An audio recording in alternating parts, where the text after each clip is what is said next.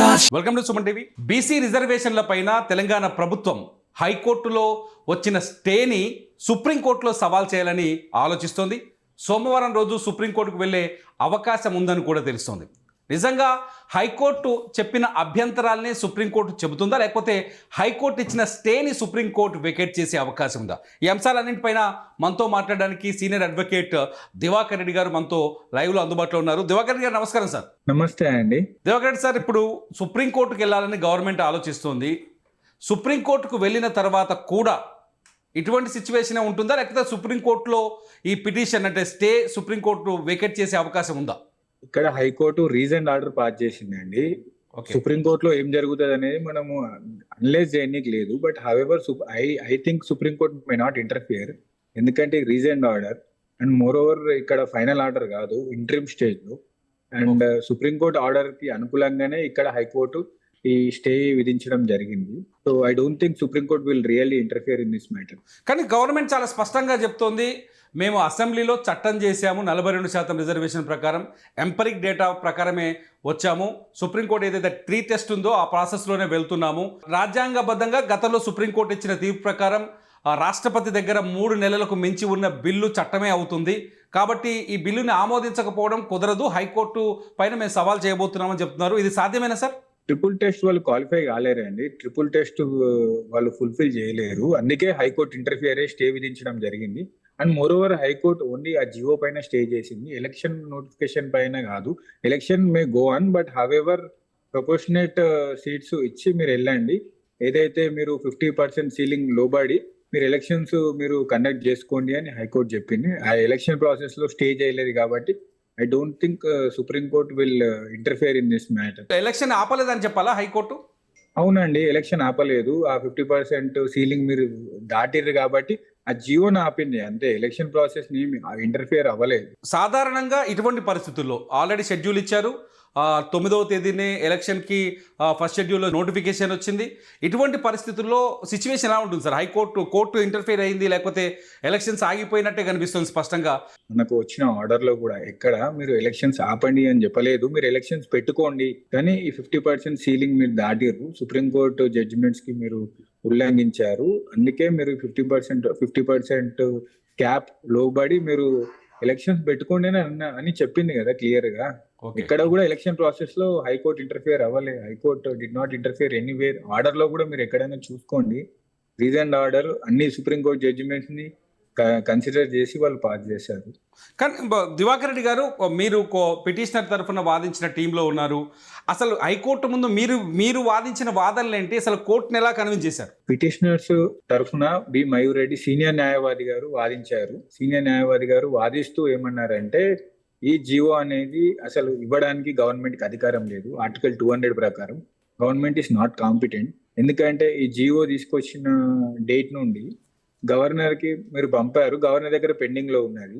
ఏదైతే మీరు తమిళనాడు జడ్జిమెంట్ ని మీరు చూపిస్తూ డీమ్డ్ కన్సెంట్ వచ్చినట్టే, గవర్నర్ పెండింగ్ పెట్టుకున్నాడు కాబట్టి మేము జియో ఇవ్వడానికి మాకు అధికారం ఉంది అంటే, ఆ జియోలో ఎక్కడ కూడా మీరు ఆ డీమ్డ్ కన్సెంట్ గురించి చెప్పలేదు. మోర్ ఓవర్ నోటిఫై చేయలేరు.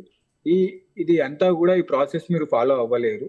టైం లిమిట్ అయిపోకుండానే మీరు అలానే నోటిఫై చేయకుండా మీరు అధికారం లేకపోయినా మీరు ఈ జియో ఇచ్చారు. దాని మా కంటెన్షన్ సపోర్టెడ్ గా మేము సుప్రీంకోర్టు జడ్జిమెంట్ మేము రిలై అయ్యాము, state of Tamil Nadu judgment. Moreover అలానే ఈ ట్రిపుల్ టెస్ట్ మీరు క్వాలిఫై అవ్వలేరు, ట్రిపుల్ టెస్ట్ మీరు ఫుల్ఫిల్ చేయలేరు కాబట్టి ఈ హైకోర్టు దీన్ని స్టే విధించాలి అని చెప్పి మేము చెప్పడం జరిగింది. ఇక్కడ 2 పాయింట్లు కనిపిస్తుంది సార్. గతంలో సుప్రీంకోర్టు ఏం చెప్పింది, 50% సీలింగ్ దాటకూడదు అని ఒకటి చెప్పింది. అదే సుప్రీంకోర్టు ఒక జడ్జిమెంట్ ఇచ్చింది, రాష్ట్రపతి పరిధిలో కానీ గవర్నర్ పరిధిలో కానీ 3 నెలలకు మించి ఏదైనా బిల్లు ఉందనుకోండి, ఆ బిల్లు చట్టంగా మారినట్టే చెప్పింది.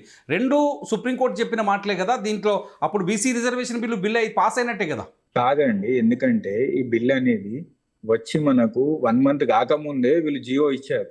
బేసికలీ 1 మంత్ కాదండి, ఈ ప్రాసెస్ లో మొత్తం 5 months ప్రాసెస్ ఉంది. Para 255 Supreme Court judgment in state of Tamil Nadu, దాంట్లో ఏం చెప్తారంటే ఆ 5 months ప్రొసీజర్ అది. ఆ 5 months ప్రొసీజర్ తర్వాత కూడా మీరు గవర్నర్ యాక్ట్ చేయకపోతే అప్పుడు మీరు నోటిఫై చేయండి పాస్ అయినట్టు బిల్లు అని చెప్పి ప్రొసీజర్ ఉంది. వీళ్ళు ఎక్కడ నోటిఫై చేశారు, 5 నెలలు ఎక్కడైపోయింది? ఈ ప్రాసెస్ అంతా 5 months ప్రొసీజర్ అండి. 1 month కూడా కాలేదు వీళ్ళు అంటే గవర్నర్ కి పంపి అంతకన్నా ముందే వీళ్ళు జియో ఇచ్చారు ఈ 42%. Okay. ఇది విరుద్ధం, చట్ట విరుద్ధం అనేది కంటెన్షన్. అంటే దివాకర్ రెడ్డి గారు సాధారణంగా రిజర్వేషన్ల విషయంలోకి వస్తే ఇప్పుడు రాజకీయ పార్టీలు రిజర్వేషన్లని ప్రకటిస్తాయి. రాజకీయ పార్టీలు కుల రాజకీయాలు చేయొచ్చు, లేకపోతే ఓట్ బ్యాంక్ రాజకీయాలు చేయొచ్చు. ఇటువంటి పరిస్థితుల్లో అన్ని చోట్ల, అన్ని రాష్ట్రాలు, నాట్ ఓన్లీ తెలంగాణ, అన్ని రాష్ట్రాలు రిజర్వేషన్ల ప్రక్రియ ఎలా సాగాలి? రిజర్వేషన్ల పైన ఏదైనా బిల్లు తీసుకురావాలంటే, లేకపోతే ఇటువంటి రిజర్వేషన్లు ప్రకటించాలంటే ఏం ప్రాసెస్ జరగాలి? 50% రిజర్వేషన్ మీరు ఉల్లంఘించి ఇంకా ఎక్కువ రిజర్వేషన్స్ మీరు ఇవ్వాలనుకుంటే రాష్ట్రంలో మీరు ఖచ్చితంగా పార్లమెంట్లో బిల్ చేసి పార్లమెంట్లో పాస్ అయిన తర్వాత 9th షెడ్యూల్లో ఆ చట్టాన్ని పెట్టుకుంటే దానికి జ్యుడిషియల్ రివ్యూ అని ఉంటుంది. Judiciary cannot interfere. Okay. So ఇప్పటికీ ఆ తమిళనాడులో అది చేశారు. ఇది ఒక దేశంలో ఒక తమిళనాడులో తప్పితే వేరే ఏ రాష్ట్రం కూడా అలాంటి చట్టం చేయలేదు. తమిళనాడు చట్టాన్ని కూడా ఇప్పుడు రివ్యూ పెండింగ్ ఉంది సుప్రీంకోర్టులో. సుప్రీంకోర్టులో అది ఇంకా పెండింగ్ ఉంది. సుప్రీంకోర్టు ఏమి ఇస్తుంది అనేది వేచి చూడాలా. But however so far Tamil Nadu is protected by way of 9th schedule. Okay. అంటే దివాకర్ రెడ్డి గారు, గతం అంటే తెలంగాణ ప్రభుత్వం కూడా ఏం చెప్తోందంటే, ఏదైతే పంచాయతీరాజ్ చట్టం 2018 ఉందో అందులో ఆర్టికల్ సెక్షన్ 285A ప్రకారం మేము ఆర్డినెన్స్ తీసుకొచ్చాము, గరిష్ట పరిమితిని తొలగిస్తూ ఆర్డినెన్స్ అమల్లో ఉంది కదా అని చెప్తుంది. అప్పుడు వీళ్ళకి రిజర్వేషన్ ఇచ్చే అవకాశం లేదా? ఆర్డినెన్స్ అనేది ఒక్కసారి అసెంబ్లీ సెషన్ స్టార్ట్ అయితే ఆర్డినెన్స్ వ్యాలిడిటీ ఉండదు. అసెంబ్లీ స్టార్ట్ అయింది, so where is the question of ordinance? కానీ 6 months వరకు ఉంటుంది అని చెప్తున్నారు గవర్నమెంట్ వాదిస్తుంది. 6 months వరకు ఉంటుందని. కాదండి, ఆర్డినెన్స్ అనేది మీకు అసెంబ్లీ స్టార్ట్ అవ్వకపోతే 6 months వ్యాలిడిటీ ఉంటది. ఓకే. కానీ అసెంబ్లీ స్టార్ట్ అయిన తర్వాత where is the question of ordinance అండి. Ordinance life expires immediately. Okay. So తప్పు అలా. కానీ ఇప్పుడు గవర్నమెంట్ ఒకవేళ సుప్రీంకోర్టుకు వెళ్తే ఏమని సవాల్ చేసే అవకాశం ఉంటుంది? ఒకవేళ ఈ ప్యానెల్ కూడా సుప్రీంకోర్టులో వాదించాల్సి వస్తే ఎటువంటి వాదనలు వినించే అవకాశం ఉంది? సేమ్ కంటెన్షన్ రేజ్ చేస్తారండి సుప్రీంకోర్టులో కూడా. మేము అక్కడ హైకోర్టులో రేజ్ చేసినట్టు అంటే వాళ్ళు చెప్తారు గవర్నమెంట్, మేము హైకోర్టులో చెప్పినాము మేము కాంపిటెంట్ ఉన్నాము, స్టేట్ ఆఫ్ తమిళనాడు జడ్జిమెంట్ ప్రకారం మాకు డీమ్డ్ కన్సెంట్ వచ్చినట్టు మేము కాంపిటెంట్ అండ్ స్టేట్ గవర్నమెంట్ కి ఎక్స్క్లూజివ్ జ్యూరిడిక్షన్ ఉంది రిజర్వేషన్స్ ఇవ్వడానికి రాజ్యాంగంలో. సో మేము ఇచ్చాము. మా దాంట్లో మా స్టేట్ లో మేము ట్రిపుల్ టెస్ట్ మేము క్వాలిఫై అయ్యాము. మేము ఒక 1-man కమిషన్ అపాయింట్ చేసాము. కమిషన్ ఎంపరికల్ డాటా కండక్ట్ చేసిన తర్వాత ఒక డీటెయిల్డ్ రిపోర్ట్ ఇచ్చింది. ఆ రిపోర్ట్ ప్రకారం మేము మా state welfare state, since the state has got legislative competence, we can do our own job. Therefore we have issued GO number 9 for the welfare of BC people in the state అని చెప్తుంది. ఎందుకంటే since BC people are majority in our state, and since they are provided with only 23% reservation in the local body elections, more particularly in the gram panchayat and municipalities, therefore state is competent to issue new GO, and we have issued GOMS 9 invoking our powers from constitution అని చెప్తారు వాళ్ళు. Okay. Okay. So రేపు అంటే ఒక రకంగా చెప్పాలంటే స్థానిక సంస్థల ఎన్నికలు ఇప్పుడు పూర్తిగా వాయిదా పడ్డాయి అనుకోవచ్చా? మళ్ళీ నోటిఫికేషన్ ఇవ్వాల్సిన అవసరం ఉంది అనుకోవచ్చా? గవర్నమెంట్ కండక్ట్ చేసుకోవచ్చండి. కోర్టు ఎక్కడ వాయిదా వేయలేదు. ఓకే. చెప్తున్నా, let me be very clear. Already రిజర్వేషన్లు ప్రకటించింది కదా GO number 9 ప్రకారం. అవును, మళ్ళీ కొత్త జియోతోని వాళ్ళు నోటిఫికేషన్ వెళ్ళొచ్చు.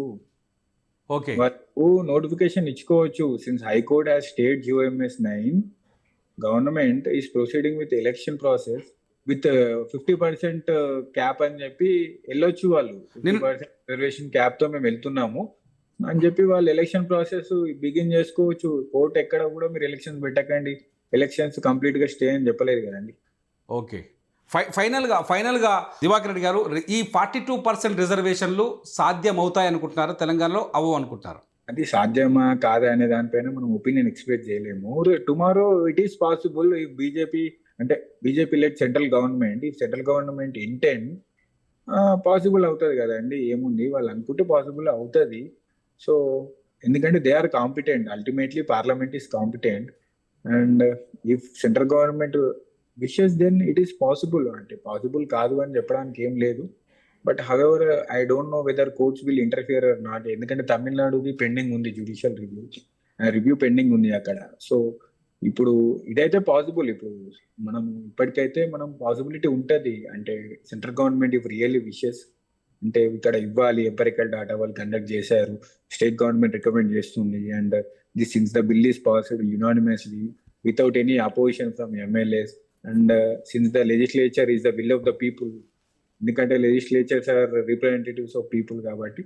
సో స్టేట్ లో యునానిమస్ గా ఈ బిల్ పాస్ అయింది. Therefore we here with intent to pass a bill in parliament అని చెప్పి central government if wishes they can provide 42. చూద్దాం రిజల్ట్ మీరు అన్నట్టు ఎంతవరకు ముందుకెళ్తుందో. ఇది thank you very much Diwakar Reddy garu. Yeah, thank you very much. అది మొత్తానికైతే రిజర్వేషన్ల పైన ప్రస్తుతానికి పీఠముడి ఉన్నట్టుగానే కనిపిస్తుంది.